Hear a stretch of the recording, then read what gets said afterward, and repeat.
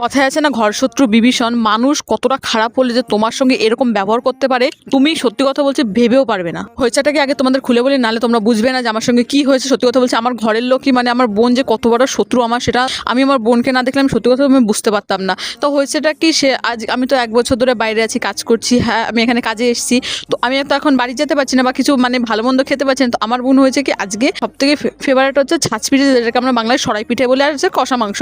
তো আজকে আমার শীতের কাল, এখন শীত পড়েছে আমাদের ওইখানে বাঙালি, এতটা শীত পড়েছে যে বলার বাইরে। তো আমার বোন আমাকে বলছিল, তো আজকে সেটা বানিয়েছে। আমার বোন কোনোদিন আমাকে যেচে ভিডিও কল করে না বা ভিডিও কলে কিছু দেখায় না। তো আজকে হুট করে সত্যি কথা বলতে আমি ডিউটি আসার টাইমে আমি অবাক হয়ে গেছি যে আমার বোন আমাকে ভিডিও কল করেছে। তো ভিডিও কল আমি যখন ধরেছি, দেখি সত্যি আমার বোন আমাকে পুরো থালিতে সাজিয়ে আমাকে দেখাচ্ছে। মানে আমাকে এক কথায় বলতে গেলে আমাকে চিড়াচ্ছে যে দেখ খাবি। আমাকে আমার বোন আমাকে বলছে খাবি খাবি, খেতে তো পারিস না, ভিডিও কলেই দেখে তৃষ্ণাময়টা। আমি বলছি সত্যি কথা হচ্ছে, মানুষ কি করে এমনটা পারে? আমাদের কার কার এরকম ঘর শত্রু বিভীষণ আছে? দেখো আমার ঘরে তো আমার বোন আছে, তা ও আমাদের ঘরে এরকম শত্রু কে আছে আমি কমেন্ট